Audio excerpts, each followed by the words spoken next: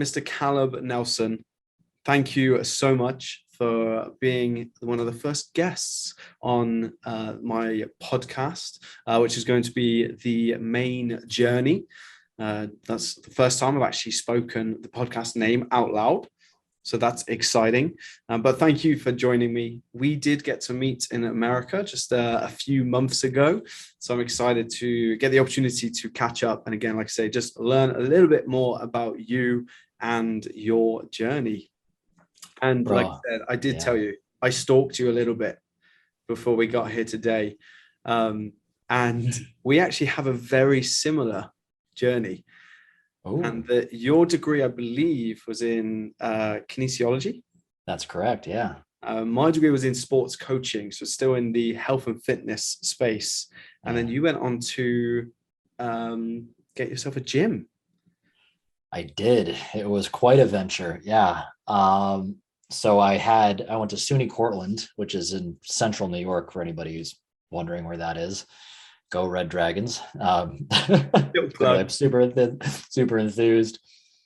So my concentrated, they changed the name of what was it called? The department of kinesiology from exercise science. Yeah. Because they were like, I think people are going to get better jobs from just changing the name. I have no idea if that's true or not.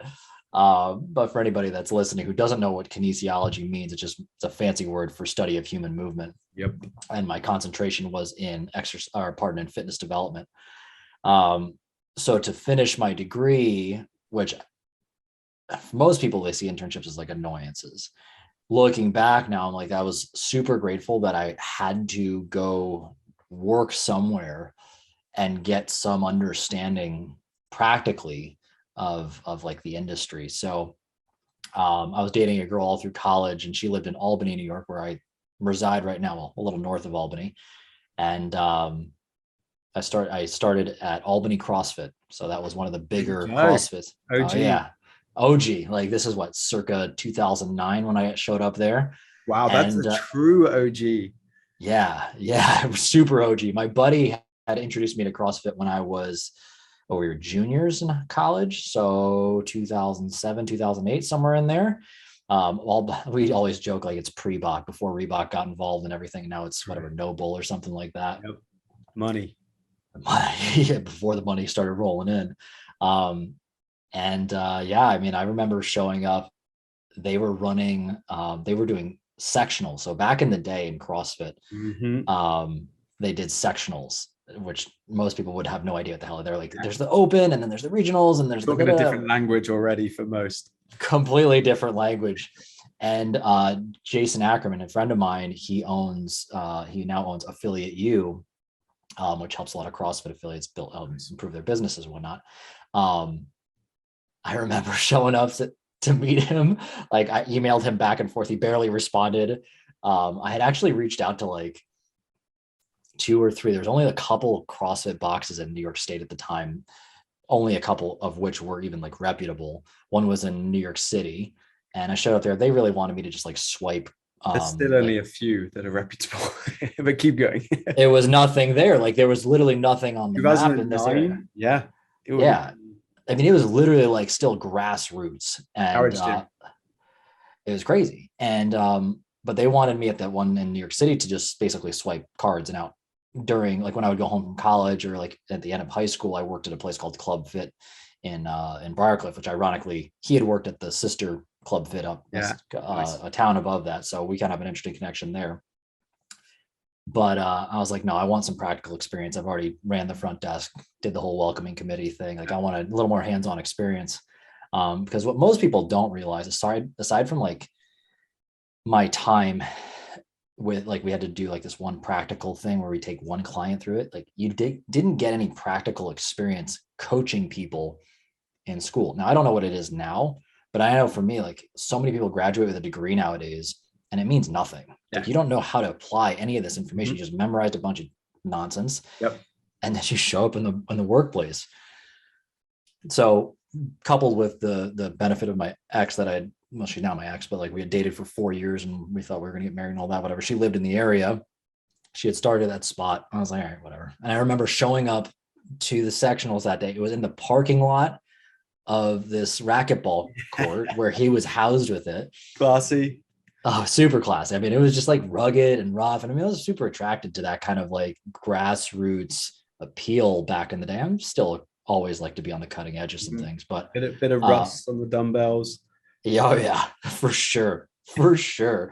And I remember him, he had like this rainbow teddy bear belt on. Like he looked like the hippie of all hippies. Like water sandals on, some cargo shorts, his long hair, and his signature at the time, like his Oakley's holding his hair back. And I mean, I see this guy, I'm like, huh, all right, this is gonna be whatever. And we connected a little bit. I ended up starting up with him. And I guess I'd say the rest is history. I went through an entire internship with him, and that led to us becoming fast friends. I stayed there. I became his first full-time employee. Brilliant. And then later on, we got to open a sister gym together. So, so he was who you opened then the next gym with?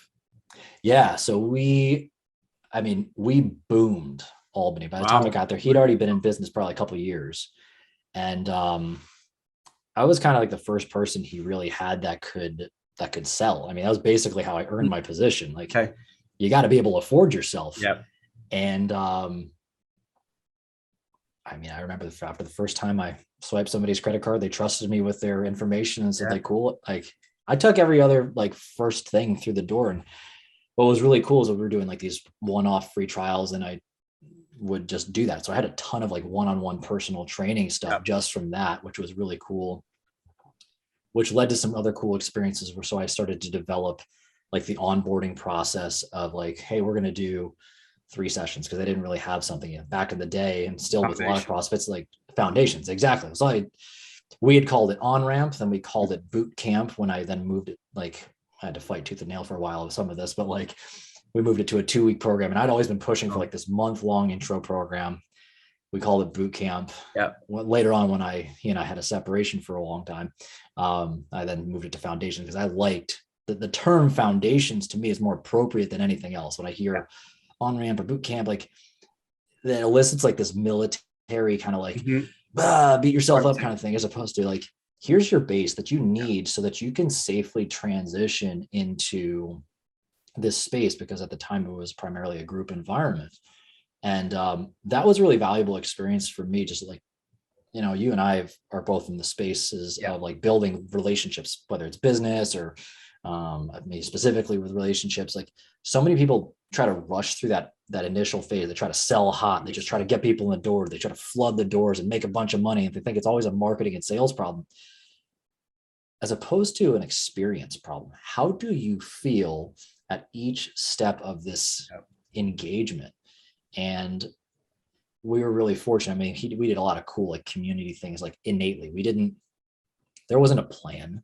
It was just like, this sounds like a fun idea. Let's have some fun with everybody. That's what I was going to ask you, because it sounds like more of your background was in the coaching aspect and working alongside humans. So then, but then it sounds like when you came into the business, you went more into the operations and the bigger picture flow for that client and that journey. And you mentioned kind of the sales aspect. Like, where did you learn those skills? The sales skills. Well, so growing up, I was very much an observer. Okay. You wouldn't believe it now, but like I didn't talk really at all, like until I was 17. I tell everybody coming out your shell. It was, well, if I lead into it a little bit, like I grew up in a cult. That's what I tell people. And so anything outside of like strictly sports or strictly like studies, like school, I didn't know how to have a conversation, because I didn't know how to engage that. But my father, he sells something called marquetry. He is an artist, and it's like high-end stuff. And for anybody who doesn't know what marquetry, what the art form is, if you take a painting and instead of paint, you had thin pieces of wood veneer, and it's cut out like pieces of a puzzle, and you lay it together. So it's like high-end stuff. He's worked with companies like Fender and made like specialty guitars, Steinway made high-end like specialty grand pianos and stuff like that. So I had experience going with him sometimes to these shows, and then I kind of call it now, like I just watched him schmooze. Like I watched how he led people into a conversation, how he made them feel comfortable, how they made them feel warm. Looking back, I'm like, oh, that's how I learned how to sell. Like, you have to make somebody feel comfortable before they're going to say, like, I'm going to envision this piece in my home, bringing it into their home, feeling more connected there. The practical thing of sales, I would just say, like, it was just from being an observer. Like, when I was at that Club Fit, I was the welcoming committee. People would come in, and like just learning how to say hello and handle people's like frustrations over the phone, just dealing with people's annoying calls, like people just upset about nonsense or wanting to book this and wanting that, just like knowing how to handle that, and working from the end, like, this is what looks right here. This is what a good feeling is going to feel like here. This is how conversation happens. Because I know how isolated I felt for a long period of my life. I never wanted to make somebody feel the same way. So, I mean, fortunately enough, and I also bought in big time. Like, I was full blown into the CrossFit thing at this point. Oh yeah. I think everyone has that moment, right? Bro, I drank the Kool-Aid hard and heavy. Me too. And me too. So with that, I think there's something to be said about in sales. Like, if you truly believe in something, yes, you have certainty. Like, I had experienced personal transformation with that. I had lost my sense of athletic identity in college, put on a bunch of weight, found that, got healthy, and then got even healthier and more fit throughout my time working at the actual gym, because my buddy and I were just flying around on pull-up bars at this college gym, not knowing our ass from our ankles, basically. And what I didn't appreciate was all the volume of work he had done in the marketing sense of building trust beforehand. And I took that for granted. So, that's something that I didn't understand. What I remember the moment at one point, maybe 2 years in, we were getting a new website built, and we started converting over all the information from the old website. And the developer was like, this is obscene. You have more data here than like some like massive companies do in their thing. Ask as well, isn't it? That transfer. It was nuts. I mean, I didn't know what all that. I still, nor do I ever want to know what it goes into, like building an entire website. Like, I start seeing numbers and spreadsheets, my head just blows up. But what I didn't appreciate as much at the time was that this volume of, there's so many blog posts, so many videos, so many pieces of like the voice that was captured either by members or by staff or whomever or him, of like, oh, this is an educational platform. And people were obsessed with our website at that time. We also inadvertently did some really amazing guerrilla marketing on Facebook. Like, you just take a picture of somebody who is doing a squat, and of course with those, sweet rubber plates, it looks like they're squatting 3 times as much as what somebody else thinks they're actually lifting. So, you have a lot of like these soccer moms got barbells on their back. They look badass. You tag them and their friends see them and all that.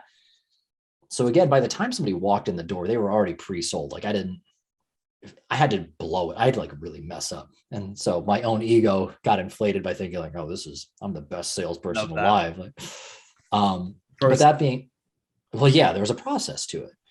That being said, like, to me, one of the important things was the feeling. Like, I took a deep sense of pride, and I still to this day, like, a lot of people like look at somebody who's 300 pounds, we'll say, and they're like, fuck, this is going to be tough.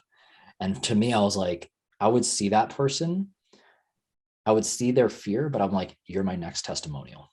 That was like the first thought in my mind. Like, we can take you from that place. I know you don't feel sure of that, but I believe in you, maybe more than you believe in yourself right now. And I like to think, and I hope that people felt that compassion and that love, because all I really saw was like that loneliness that I had experienced when I was younger. And as I've started to grow and mature as a business owner or a human being or whatever you want to call me right now, is like, it always comes down to this empathy. If you're willing to sit in an uncomfortable space with somebody and put yourself in their shoes, the sales happen. What a lot of people forget though is like, you have to keep the experience going. And for us there, dude, we had almost like a monthly party, and we were throwing like wild bangers. Like, it was crazy. We ran this place almost like a frat house. It was nuts. It was just straight up nuts. And we had, what did we have? We had competitions 2, 3, 4 times a year. We had going above and beyond. We went above and beyond. Yeah. And this was before any of this stuff like was out there. Yeah. I know you are familiar with the book, Never Lose a Customer Again.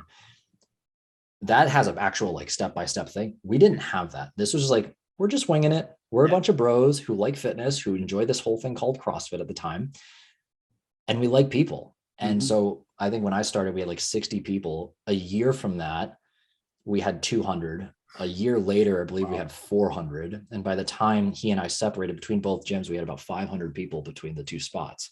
And to me, that really spoke a lot to like the power of community, like using this amazing fabric of humanity to feel connected, to feel like the sense of belonging, and also yield this result of like, well, I feel better in my body.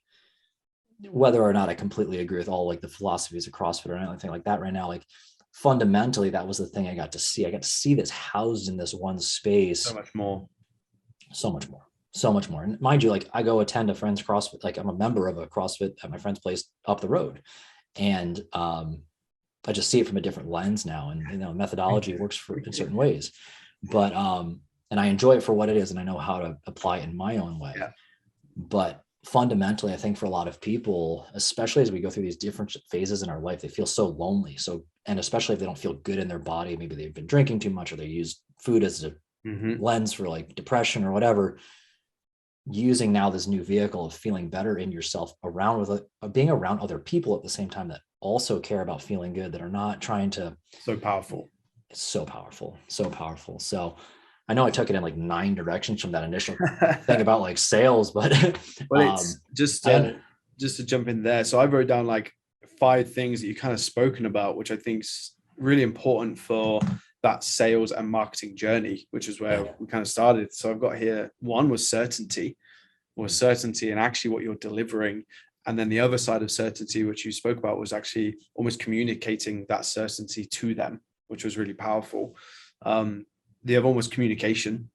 That's so vital. And by the sounds of things, one of the leading reasons on why you were so successful.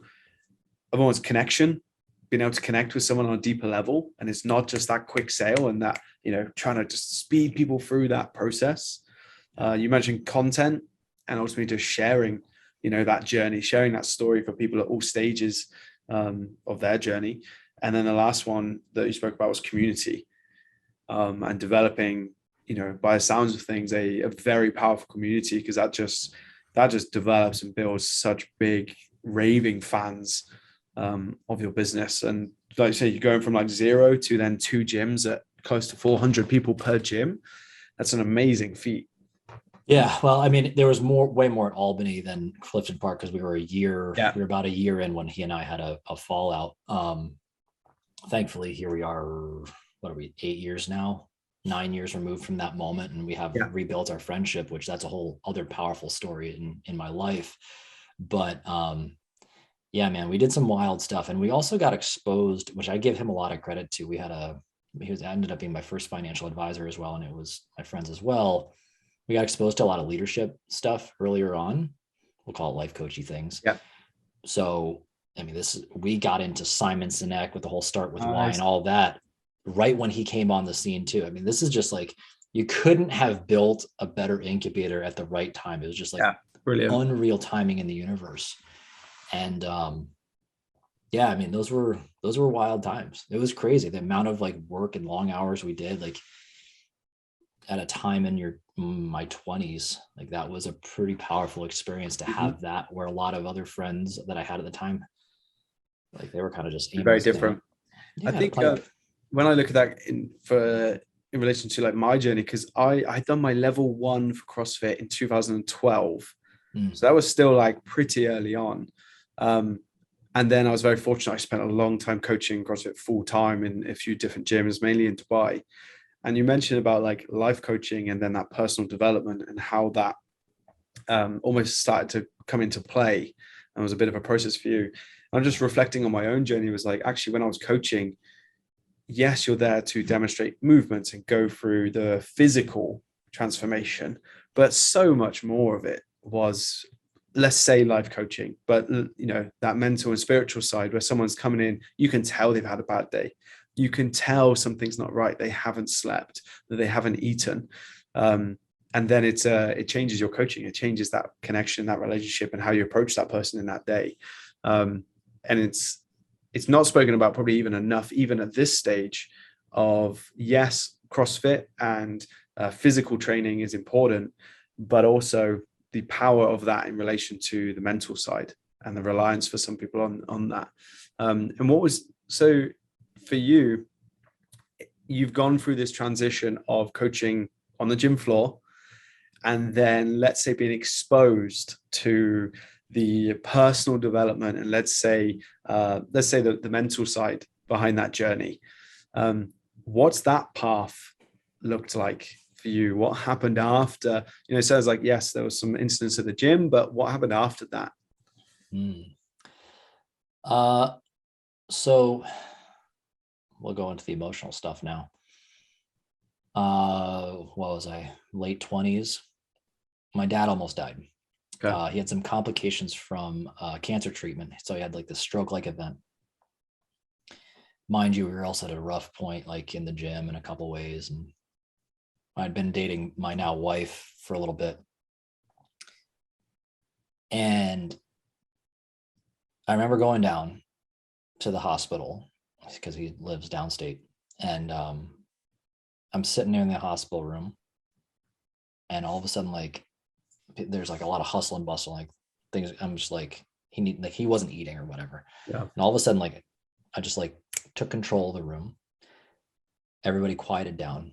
I took this like shitty hospital gruel and I started to feed him. And the first thing that hit me was when he looked at me, and I was like, this, number one, this is not my father. Like, this is not the man that like raised me and guided me and all this. Thought number two was, this is a reflection of me. I'm dead on the inside. And that was the first time in my life I was like, whoa, this is the man in the mirror moment. And I didn't fully process, because I mean, all the other hoopla and emotion and stuff like that at the time. But as I kind of settled back from it and got a little breathing room from that moment, and he started to get a little healthier and the dust started to clear, I started to look inward and I like, well, why did I feel this way? Because at that moment in my life, while I felt like I over delivered on some things, I was deeply afraid to like really go there when it came to the questions that really needed to be asked of people. I knew that there was other stuff, relational, business, so stuff that was going on in people's life, but I was too afraid to sit in that space. And unconsciously, I think I knew like it's really my own insecurities right now that's holding me back from making that difference. And I felt inherently like I was wasting these gifts that I had. Wow. I had achieved some level of success. I've put the title on my name. I've had business owner. I've dated the beautiful women. I've had the 6-pack abs, and I've been best athlete in very small pond and all these other things. But I was like never happy. I was never fulfilled. I would have glimpses of it, but it was super short-lived and massively externally driven. So this moment became my own first, like, I'm a firm believer, like, I'm not going to ask somebody else to do something I'm not willing to do first. So that's when I started confronting my own stuff. And I went to some counseling. I hired some coaches. We had I've spent probably a little over 200 grand on coaching in some way, shape, or form. Stacks up quick, doesn't it? Well, you know what though? It does stack up quick for anybody who's like, oh my God, it's a lot of money. How'd you do that? One, had a business to fund a lot of stuff and like collaborated with people, but like all these investments taught me a lot about like how other people see the world, and also taught me a lot about how I'm viewing the world. And I don't look at them as different. Like, this is a skill set in this venue, but what's the overarching concept that I could take away from that? And what it really became was like, I'm learning about my life. And the more I did that, the more I would sit. We changed our model of the business. We had this massive space that we had built into after I separated from my first business partner, Ian, who you know, everybody calls dad over at Empowered CEO, like best friends. He'd guided me through some dark times. We went on this journey, man. And we were just slowly focusing more on a deeper personal level, personal interaction, personal engagement. And we used to joke, like it would just be I would be having a day and I was like, I see that person, I'm going to pull them off to the side. We're going to talk for 3 hours in the office and we're just going to solve life's problems. We joked and we call them Leberventions because Caleb, Leb, it's kind of a thing there. Where that's led me now, it's like what I started to realize that it's not a weight loss or weight gain problem. It's not a business or a sales problem. It's a relationship problem. It's every single time, because we catered to a lot of high-end clients. We were the most expensive space in the area. Yes, they had external stressors or like symptoms of misalignment. I put on weight. Well, why did they put on weight? Oh, because I'm stressed at work. Well, why are you stressed at work? You're not in alignment. Why are you not in alignment? Well, they're having maybe disagreements with their wife. Well, why are they having disagreements with their wife or their husband or whomever? Well, they're not okay with themselves. And if they're not okay with themselves, what I've learned is like, you don't communicate the truth in a way that is digestible and consumable and amicable with those that you are sharing your life with, whether it's your spouse or a business partner or your staff or your clients or your kids or anybody else. So it took a long time for me to like openly say like, hey, by the way, this is the real thing. We need to start with the root of this thing. And if you solve the problem of the man in the mirror or the woman in the mirror, how you want to define it, the external representation of that is going to change in improved sales or flexibility in your life, more time freedom, higher value services, whatever, more confidence in selling or delivering your service or product.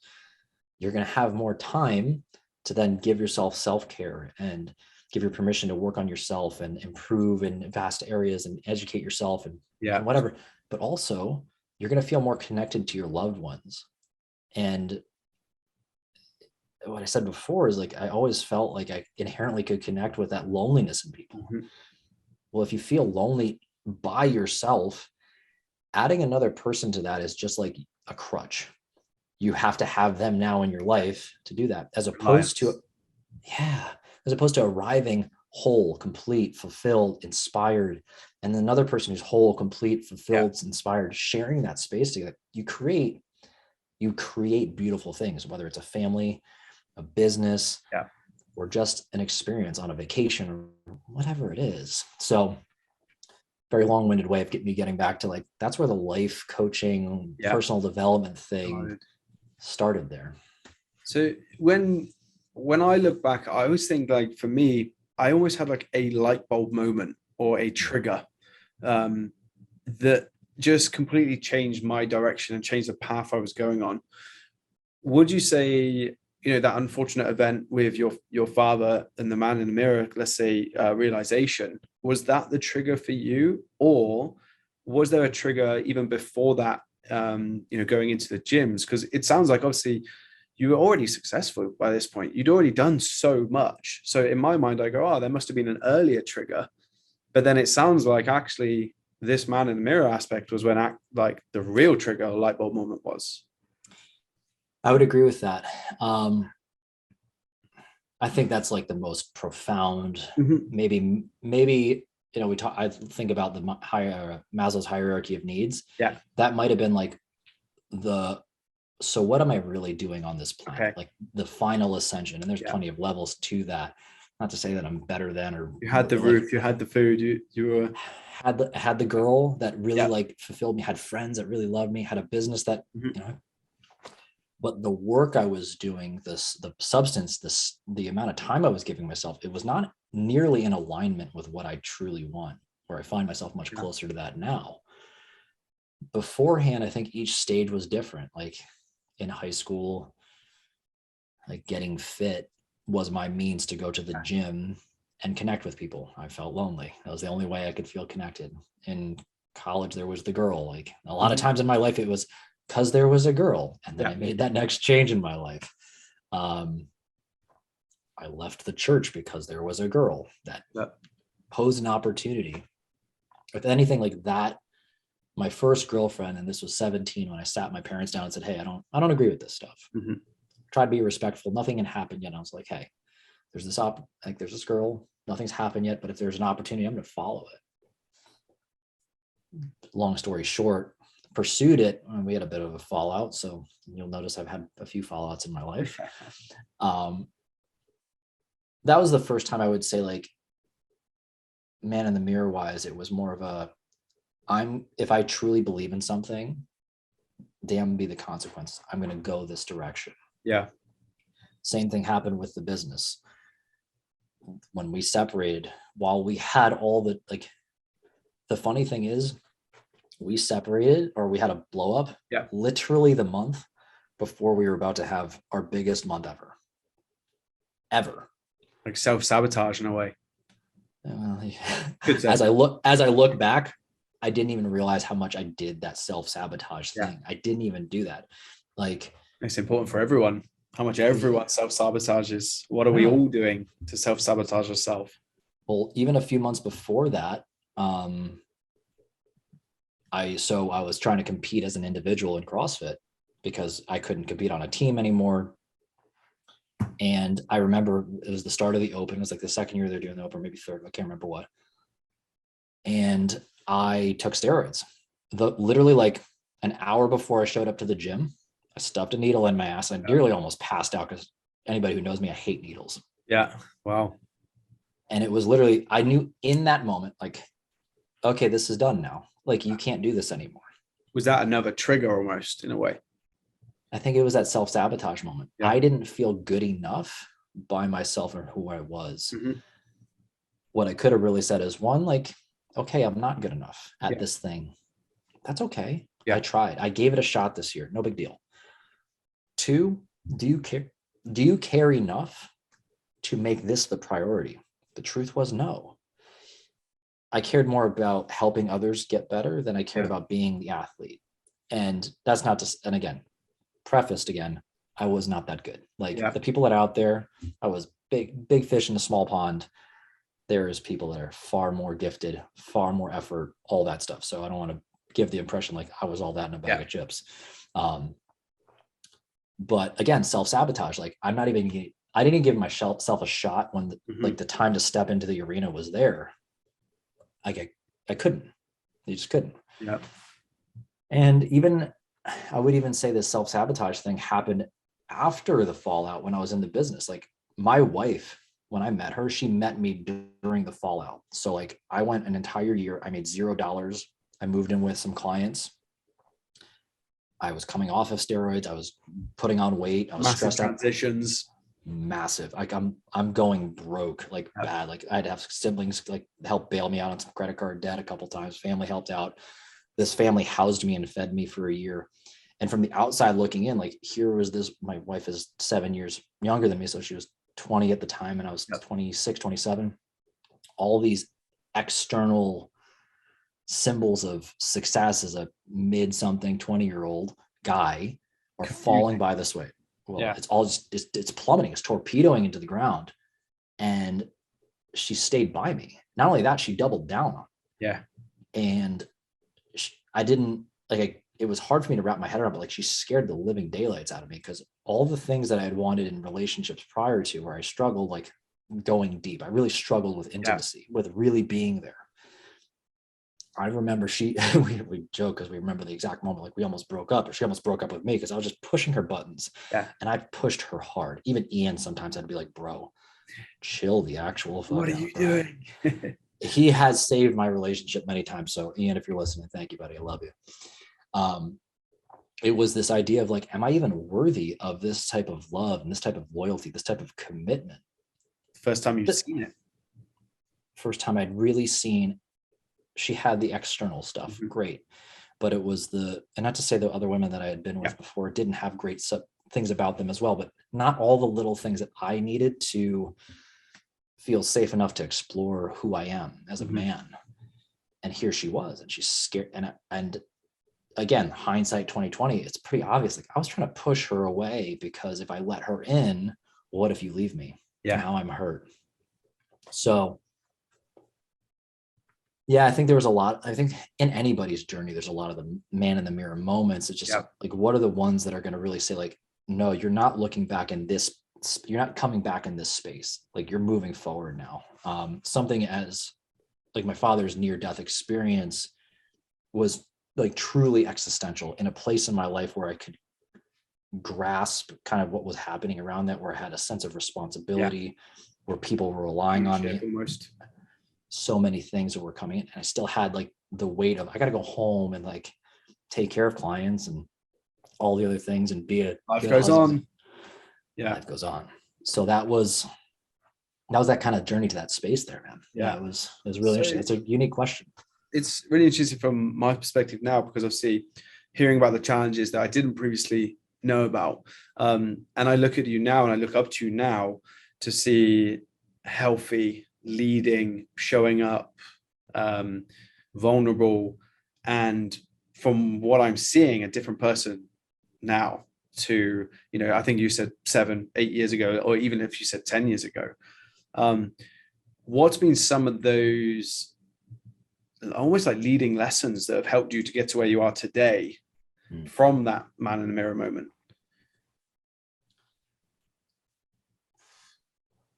So number one is really just being honest with the demons. I started to open up about some of the stuff. Like, I didn't talk about the church stuff or whatever till I was in my till I was late 20s, early 30s. I didn't start opening up about some of my other darker stuff, even with friends. My wife is the first person I ever shared some of like the worst ever. These are demons, so you always had? Since I was like a kid, like teenager. And I was losing sleep over this thing. That nobody knew. And that was the first thing. Like, you got to stare it in the face, man. And that was not like, I just came to peace with that. Like a year ago. So let's call that a 3 to 5 year process, maybe longer. How did you stare those demons in the face? I just did it. Like, so the number one thing was like, I did some counseling. And then I would go tell like my inner circle of like, hey, this is what I'm dealing with. I just like put myself on the chopping block. And it usually came at a moment where this is where I've found like a really beautiful correlation and the gift that was business. Anytime there was like friction in the business, slow sales, anything like that, I always viewed as like, this is a reflection of me holding back. And every time that's ever happened, it's like, I need to show people it's okay to be vulnerable. Maybe we all feel like a little pressure cooker. Everybody, what I find, is expecting somebody else to just show them how to do it. But if you're the leader, and I value that I had that weight on my shoulders, because then it said like, I can't look for somebody else to save me from this position. So nobody else is coming here to like swoop in and solve the problem. But the second I became vulnerable, the second I opened up about whatever it became, because it was different things over time, within a day, a week, sometimes like within an hour or less after it happened, as the universe would always follow in kind, something would shift. A client would come back, an opportunity would arise, a sale would come through, a thing would happen that to me signaled, okay, did the right thing. And that was a big thing. How that's formally become a process for me, and this is the nature of my business, which is called Naked Sunday. Naked Sunday was an actual habit of vulnerability. So I had put on a bunch of weight towards the end of owning Purebred Athletics, which is my gym. And I came back from my my honeymoon, pseudo honeymoon, whatever you want to call it, back 2019. And I was the before and after pictures I've shown, it's usually 201, but I actually got up to 210. And I sit around like 170 right now. And I got as low as 160. But I remember I was like, you're in model territory, right? Oh, hey, for all my fans at home. I was the happiest with the people I had found. I was I was happier than pictures that people would see when I was jacked out of my mind. I could do these crazy feats of fitness and whatever. They didn't know I was in extreme pain physically. They didn't know I felt lonely and terrified. At the demons. They had no idea. So I was like, but this is still not like, I was still in the fitness space at the time. And I still was like, I'm not worthy of leading people to help them lose weight. Like they're looking at this model like, bro, you're not in shape. I'm not okay with that. So I was like, hey, let's do it again. And my wife was listening to this Christina thing on Christina Aguilera, of all things. I have her to thank, of all people. So Christina Aguilera, if you're ever listening to me, we ever have a conversation, I have you to thank. Incredible. She goes, I heard that they do this thing called Naked Sunday, her and her husband. And naturally, as a man, to say like, oh, my other half wants to just spend a day naked with me. Like, yup, this is awesome. You know, perhaps a little superficially motivated, but also driven with this other thing at the same time. Now, again, I need to preface this. Like, this is coming from a person at one point in his life. I literally sold a membership at Albany, butt naked in a hot tub to some other dude, butt naked, just like that. Like, didn't give a shit.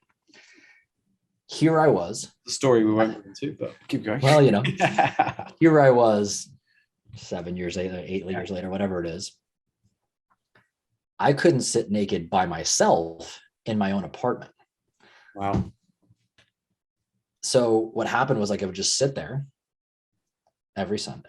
And I remember like, I would just look at myself and then here it comes. Like, I did not realize how nasty and how mean and how like much I hated myself. All the voices came up, all of it. And then I looked over at my wife and I was like, well, she's still with me. She still loves me. I got these other friends like Ian and all these other great people in my life. They still love me. They're still by me. Why? And then I would just come up with the reasons, like what they've told me, because we would share that kind of stuff. Okay. So my worth is beyond just my physical. Mm-hmm. It's like what most people think, like they have a drink, it's going to take the edge off. Well, this is a healthy way to take the edge off, because now I was like, oh, I like myself a little more. Like I got some self-value. And then allowed me to then look at my behaviors in the previous week. So like I always would say like, well, you were stressed out on Tuesday, so you crushed a sleeve of Oreos. Huh.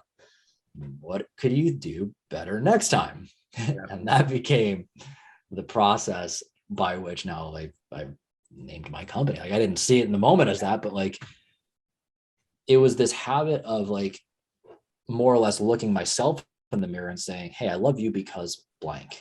And then the more I did it, like I bought into it because then I would follow through with other behaviors, other actions to reaffirm that initial statement, which then more confidence, felt even more confident saying the next thing and the next thing and the next thing. And compounded. It was compounding interest. While it wasn't like snap my fingers overnight, like I made better decisions in all aspects of my life. So not for nothing, like not that long after the pandemic hit. Yeah. And we realized early on, like for us to keep going, it was not going to be the right fit. So we closed the gym much earlier than everybody else. Mm-hmm. And during that time, with all this new time available to me, I was like, before I go stuffing more stuff into my schedule, like how about we get clear with this? And we've talked about time freedom a couple of times. I know Ben and Ian talked a lot about it. It's like, this is the first time I started to give myself permission to just be like, I got to sit with my thoughts for whatever's to come next, whether it's going to be more health coaching or business coaching or whatever. Now what it's more relationship and life coaching stuff things. It was just sitting in that uncomfortable space of like, I'm doing nothing right now. And I used to feel really guilty, just be like, I need more time alone with my thoughts than many other people. Yeah. And I just needed that. And what that gave me there was, again, sitting naked with those thoughts. Yeah. What am I going to do this time? What fills my cup? What is this? And I tried some other things and this and that. Tried on some hats. So like, oh, this is this thing I can do. And this is that thing I can do. That kind of led me to the space I'm at right now. So you're someone who's clearly sat with vulnerability for a long time and embraced that. And you talk a lot about it within, the podcast that you have, Naked Sunday and the Empowered Couple Project. For someone who has these demons right now, or they are almost in a way like stuck, they're stuck in the mud. They don't know how to take that first step. They don't know how to confront those demons. What's that first step? How do they first tackle vulnerability? It's a great question. I think about it from a dosing perspective. Like, I started in the spot that I felt the most comfortable challenging that threshold. So it might start with a physical thing. Mm-hmm. It might start with, I'm scared of going to the gym. So I'm going to drive to the gym, sit in the parking lot, and then drive home. Like, as ridiculous as that sounds, it's more practicing. Like, I got a step closer. And most people, like, you didn't get in the gym, you didn't do the work. Great. They know that. Like, got it. But the work to get there was a lot of decisions just to get that far. And why I say that is, like, not everybody's going to be ready right now. And like 2 weeks ago, I had a conversation with a couple of women who, like, could be chiseled out of marble. Like, they look like Greek goddesses, and they're wearing, bro, I'm telling you, like, they're wearing the whole yoga get up, you know, the sports bra and the Lululemons and all the things. Hey, if they're comfortable, good on them. It does. The point I'm going to make is, like, it doesn't leave much to the imagination. And they are like these really, like, very fit women. Yeah. And I'm talking about Naked Sunday, this whole bit right here. I'm talking about, and they're like, you sat naked by yourself on a Sunday? And they're like, I could never do that. And I'm like, you look at them like, you'd think of all people, they'd feel most comfortable there. Yeah. So I guess what I'm bringing to the table here is, like, not everybody's going to be ready to go do that. If some people think that's extreme, you got to find that first thing. And in coaching, what I think about is dosing from a perspective, like, what is the thing that you feel most comfortable sitting? Like, what's that uncomfortable space that's, like, most comfortable for you to sit in? Yeah. And maybe it's like, I'm going to sit in that space today for a minute. And yesterday you could do it for 0. Okay, cool. You did it for a minute. The day after, you might sit there again for a minute. That's still progress because you did it 2 days in a row. Maybe the day after it's 3 minutes. Not rushing that process. Not rushing that process. And this is going to take time in accepting that. Mm-hmm. And notice, like, I used a fitness example, and I used a personal, like, sitting and looking at myself in the mirror and saying, I love you, because, like, there's so many different ways that you can do it. And it's relative to what the person cares about. Your avenue might be in business. So it might be, I'm going to ask this one extra question. Not just the physical and the emotional, mental side. There's so much more to it. Exactly. And myself included, I have at times been judgmental of, like, oh, you're chasing that superficial validation. Well, no matter what, on the journey to get better at that external thing, you start to realize there's a lot more here. Yeah. You don't realize, because no matter what, you have to learn to be consistent. And in that process, you're going to confront something that makes you feel very uncomfortable. And that's the actual mindset block or whatever self-limiting belief you have. So if it's the demon of, I don't like myself, well, learning to love yourself.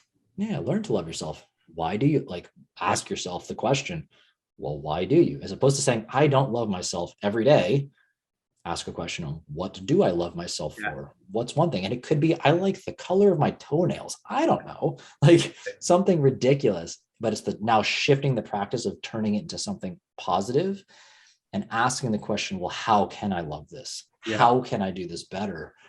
But in as small a dose as possible, that you feel confident, not only that you can do it once, but, like, cool, I think I could do that again tomorrow. Mm-hmm.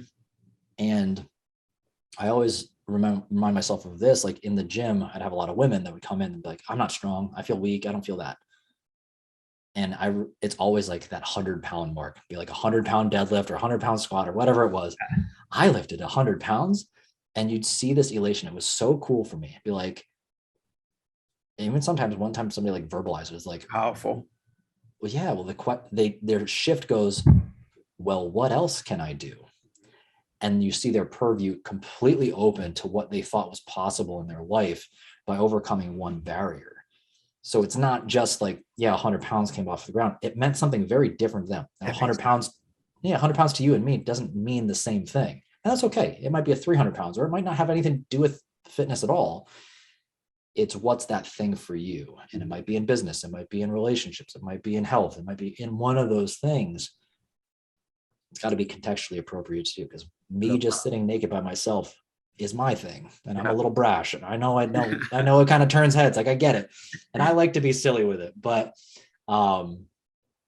the idea of naked is more about being honest with yourself. And with that honesty and with that, like, I see the problem, but I'm going to love it anyway. Yeah. How am I going to So work on the powerful. thing that I don't like? Yeah. So that's Love a it. good question, I Thanks think. for sharing. I think there's something you touched on there. There's like, you've gone through your own personal journey of like learning almost how to love yourself. Mhm. And I, from the outside looking in, yes, there's always going to be more confrontation. There's always more for us to learn. It's a never ending journey. But from what I can see, you're in a very healthy place of loving yourself. But then on your podcast on Naked Sunday, most of the time you end the podcast with love everybody. So what's the flip? Why is that? Why is it love everybody? Why is it not love yourself? It's the first time anybody's ever asked that, and I never consider it, to be honest with you. So I got it from a client back in the day. She took my name, Leb, nickname, and she said, love everybody. Of course, with a fitnessy tone, like it kind of lands really well. But from that perspective, and I'm just going to play with the thought now, so many people, especially in this day and age, look at every opportunity to tear everybody else down. Mm-hmm. And this is a gift that I got from not only what I saw with my father's moment, but like my staff specifically. I remember I sat back in a team meeting once and I just looked at each one of them and I heard each of them talk about something. I go, that's that part of me. That's that part of me. That's that part of me. That's that part of me. And I go, oh, these are all just reflections of me. Mm-hmm. Huh. That thing I don't like, that thing I don't like, that's also reflections of me. How would I feel if somebody hated me for these things that I'm not either not aware of or I don't like? And that shifted my perspective towards each of them. And now I might not talk with everybody, and I have exes and former staff members, former business partners, all these things. I love every single one of them because of what they taught me about myself. Ooh, powerful. Bro, I have so much love from that perspective. Like, I don't have enemies. They might not like me, and that's okay. I might, like, just because there's a difference between loving somebody and liking somebody. Like, I might, like, this might not be my favorite person to hang out and have a drink with, but I will love you no matter what. And sometimes that means different boundaries. Sometimes that means different space. That sometimes means a different type of relationship. I have a very different love and relationship with my wife than I do with Ian. Like, between friends and between my romantic partner, like, that's very different.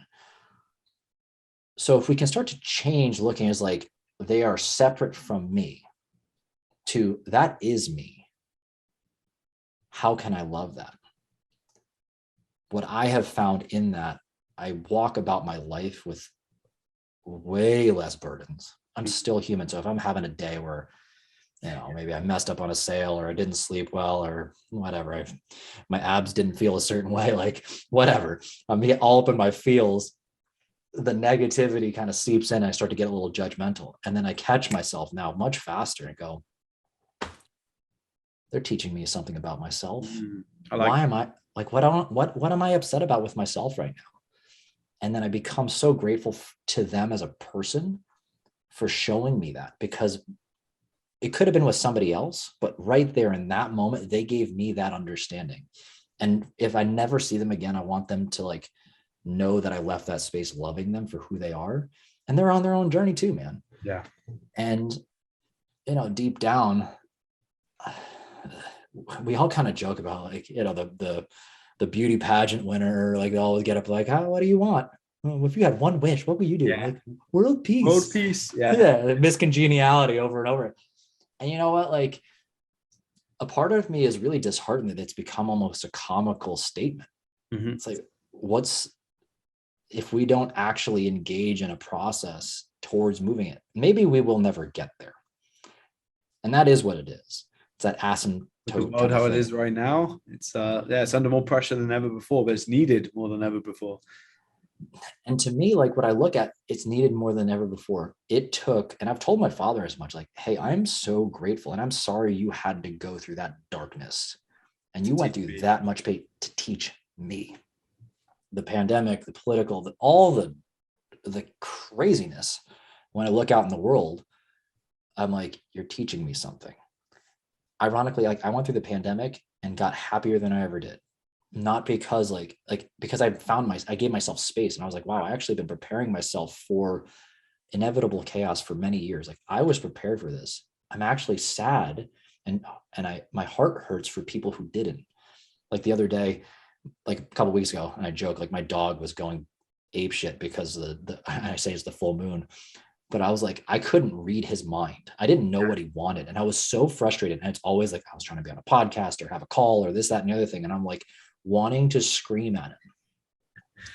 And then the next thought comes to mind, I was like, oh, this is how all these parents who just like not only shifted their work to home, but they got to homeschool their kids too, and they might have like monetary stresses, and they have all these other, like they're worried about taking. I'm like, whatever side of the aisle on all the things, from vaccines to political to everything, whatever it was, I'm like, shit, you got a mountain of stress dumped on your shoulders. You may have not ever been prepared in any way, shape, or form, or been taught or been aware enough to practice that. For me to show any anger or hate or malice towards you is to say, like, well, what if I was in the same position? Would I want somebody to just like shit all over me because I'm having a bad day? No, like, just give a little, give a little bit of love, man. And we quickly find, every time I've done this, like, people think I'm like outside of my mind. Like, why are you so happy today? You're always living the dream. Like, because this is just practiced. Like this, I had to teach myself to think this way. And most people have no idea if I just had a terrible night the night before. It's like, but like, you don't need me raining on your parade. But that's also because I've given myself space and permission to have systems to absorb that negativity before I dump it on the next person down the line.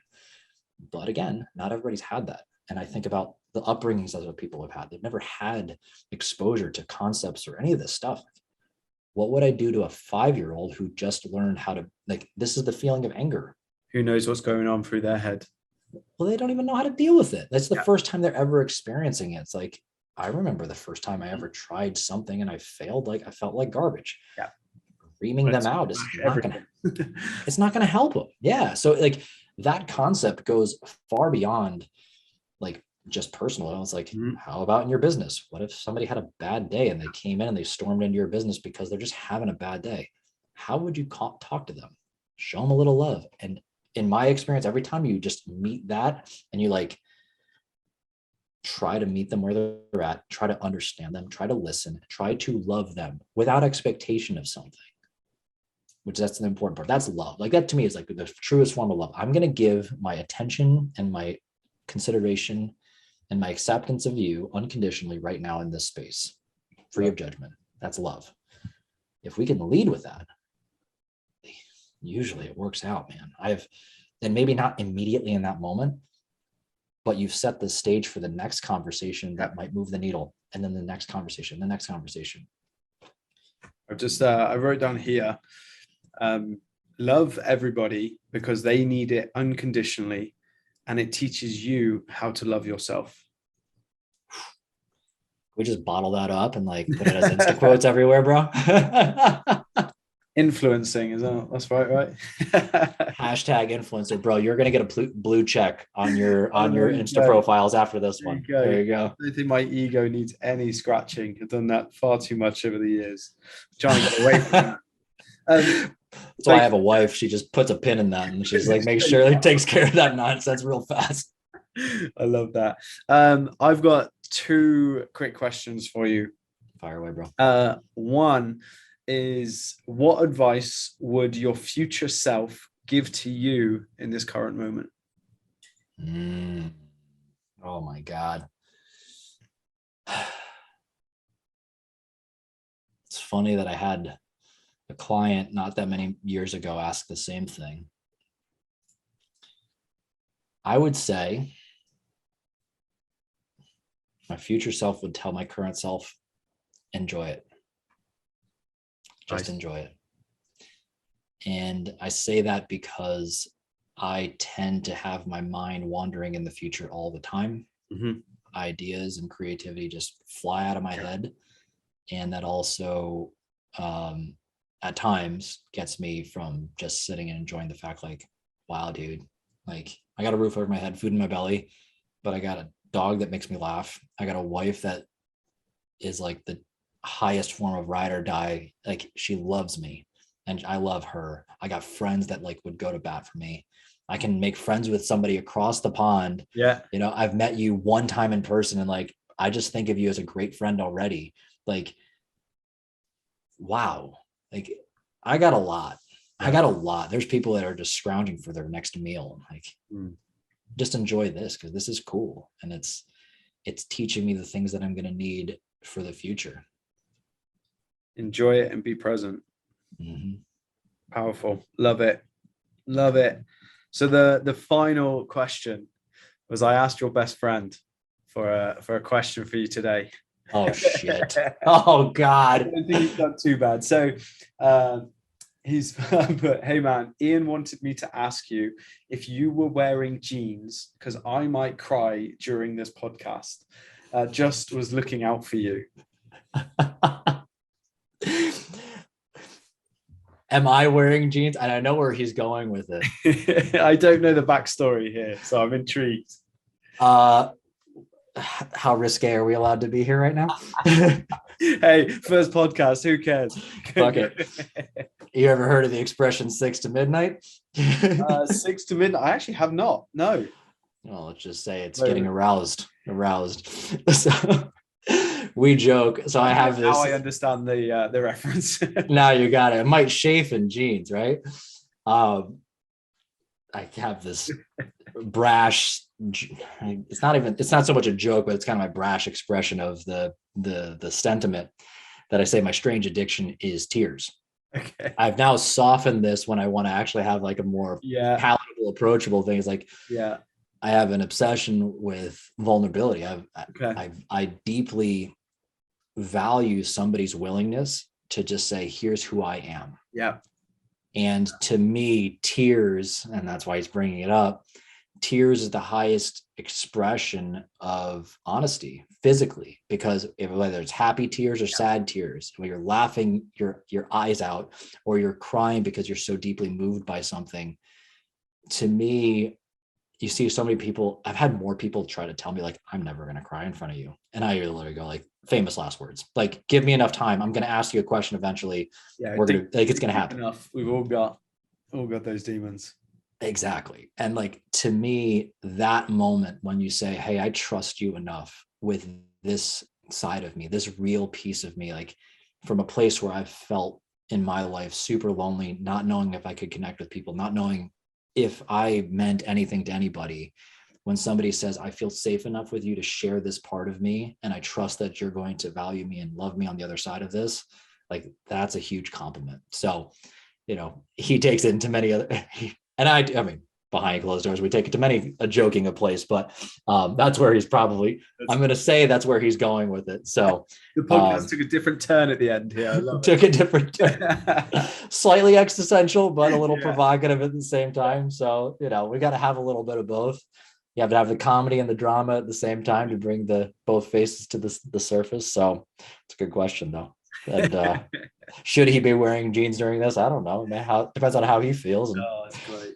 That's great. Well, Caleb, I just want to express my gratitude really for you coming on this this chat with me today. Obviously, being the first guest, and letting me mess up and letting me trial a few new things, and for your patience. I just want to kind of give you that opportunity. I know you have the podcast, or the 2 podcasts, but how can the guys find you? What's the best place for someone who wants to come and connect with you on a deeper level? Where should they go? Sure. Well, first I got to say, bro, you're awesome. As a coach yourself, like I said this last time, I knew you were going to be an amazing host, because coaching is about asking great questions, and you're just an awesome human being. You make people feel safe enough to just share stuff. So like, I'm grateful for you just hosting the space and allowing me to share whatever random craziness in my head. If anybody wants to connect with me, I got a website. It's nakedsunday.coach. You can follow me on basically all the platforms if you want. My personal Instagram handle is @LebInRealLife. My Instagram handle for Naked Sunday is @naked_Sunday_. Yes, it drives me nuts. I understand. Straight up Naked Sunday was not available. Drives me insane. Um, you can find Naked Sunday on Apple Podcasts and on Spotify. If you just want the shortcut to that, go to anchor.fm/Naked Sunday. You can connect with me, Caleb Nelson, on LinkedIn. I'm on Facebook. Let's just be friends. Like, we'll have a good time. I'm opening up a TikTok account too for Naked Sunday. I don't know if I'm going to do the silly dances and all that stuff, but I don't know. Like, we'll see where it goes. And that's not still live yet, but maybe by the time this airs, it might be live. And who knows? Maybe I'll do a silly dance and have a picture with my dog. And that's true vulnerability right there. All of it is dancing on TikTok. But Cal, thank you so much. I appreciate your time, and I look forward to doing this again.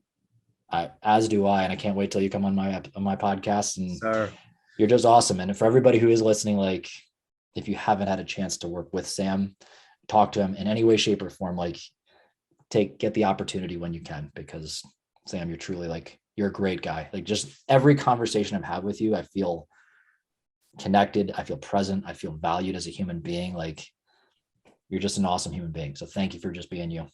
Thank you, sir. Amazing.